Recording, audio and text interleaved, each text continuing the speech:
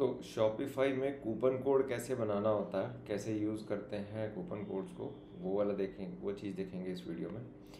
तो अभी मैं प्रोडक्ट्स पे हूँ शॉपिफाई में, यहाँ पे डिस्काउंट्स पे जाएंगे और डिस्काउंट्स में जितने भी कूपन कोड रहते हैं वो सारे यहाँ पे आते हैं। अभी हमने ये judge.me करके जो ऐप है उसमें रेफरल्स वाला एक डिस्काउंट कूपन बना रखा है। सो जब भी कोई ऑर्डर प्लेस होता है तो 5% ऑटोमेटिकली 5% का एक कूपन कोड जनरेट होकर कस्टमर को चला जाता है और यहाँ पे भी बन जाता है। ठीक है, जो प्रोडक्ट जो डिस्काउंट्स हमने बना रखे हैं उसको यहाँ पे जाके सर्च करना होता है। जैसे मैं यहाँ पे देखूँगा तो ये ओमो सेव 16, ओमो 3, ओमो 2, ओमो 1, ये सारे डिस्काउंट कूपन कोड्स हमने बना रखे हैं। तो ये तो हो गए एग्जिस्टिंग।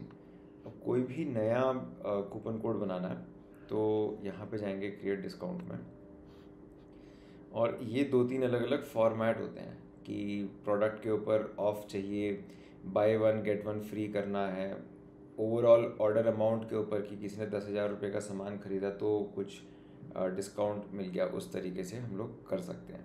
ठीक है, अभी मैं एक ये वाला बना के दिखाता हूँ अमाउंट ऑफ प्रोडक्ट्स पे। तो हमने इस पर क्लिक किया, डिस्काउंट कूपन अभी मेरे को अरुण के लिए जैसे एक बनाना है डिस्काउंट कूपन। ठीक है, तो मैं यहाँ पे डाल देता हूँ अरुण 5। ठीक, अब यहाँ पे 2 तरीके होते हैं कि फिक्स्ड अमाउंट डालना है या फिर परसेंटेज डालना है। तो यहाँ पे मैं परसेंटेज डाल देता हूँ अभी के लिए, बाकी हम अमाउंट भी डाल सकते हैं, कोई दिक्कत नहीं है। ठीक है, सो यहाँ पे मैंने 5% डाल दिया। फिर ये किन प्रोडक्ट्स के ऊपर ये अप्लाई होता है, तो यहाँ पे ना इसकी समरी भी आती रहती है, ये इसकी समरी है और ये इसको तुम चेंज कर रहे हो। सो जैसे यहाँ पे 5% ऑफ कलेक्शंस आ गया। अब यहाँ पे कलेक्शन कौन कौन से हैं वो हमको डिसाइड करना है। सो यहाँ पे जाके कलेक्शंस, मतलब या तो इंडिविजुअल प्रोडक्ट्स पे या कलेक्शंस पे, मुझे कलेक्शन पे करना है तो कलेक्शन, और यहाँ पे मैं ब्राउज़ करूँगा कलेक्शंस को। सो मेरे को सारी साइकिल्स पे ऑफ देना है एसेंशियली, बिना सस्ती वाली साइकिल्स पे। ठीक है ना, तो 21 गियर 26 वाली पे नहीं देंगे, इस पे कर लेते हैं, इस पे कर लेते हैं, इस पे ये हो गया। नॉन गियर साइकिल्स पे नहीं दे रहे। ठीक है, ये बाद में इंडिविजुअल साइकिल वाइज भी कर सकते हैं। ठीक है, और इसको ऐड कर दिया। मिनिमम रिक्वायरमेंट, अब इस वाले में हालांकि सारी की सारी साइकिल्स पे लगा हुआ है, बट फिर भी अगर जो मिनिमम रिक्वायरमेंट डालना चाहो तो यहाँ पे सेफर साइड पे मैं डाल देता हूँ कि 15,000 से नीचे पे नहीं लगेगा। ठीक है ना, क्या मिनिमम क्वांटिटी है या मिनिमम परचेज में से एक ही चीज़ चूज़ कर सकते हो, तो मैंने परचेज अमाउंट चूज़ कर लिया। ठीक है,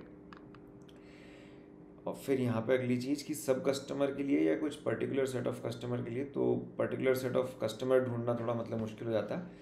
हालांकि शॉपिफाई में कस्टमर्स की बड़ी अच्छी सेगमेंटेशन की जा सकती है, पर हम लोग अभी तक वहाँ नहीं पहुँचे हैं, तो हम यहाँ पे ऑल कस्टमर्स डाल देंगे।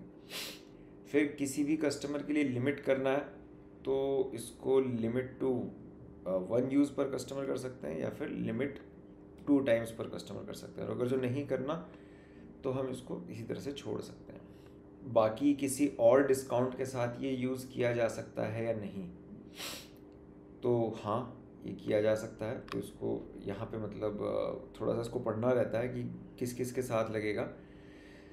Won't combine with any other discount, so इसको हाँ, तो हमें शिपिंग डिस्काउंट के साथ ही एलिजिबल करना है, तो हमने इसको ये भी टिक कर दिया। ठीक है, तो ये बाकी डिस्काउंट्स के साथ भी चल सकता है या नहीं चल सकता, ये डिपेंड करेगा, और इसकी फिर फाइनली डेट कि ये कब से स्टार्ट होकर कब तक चलेगा।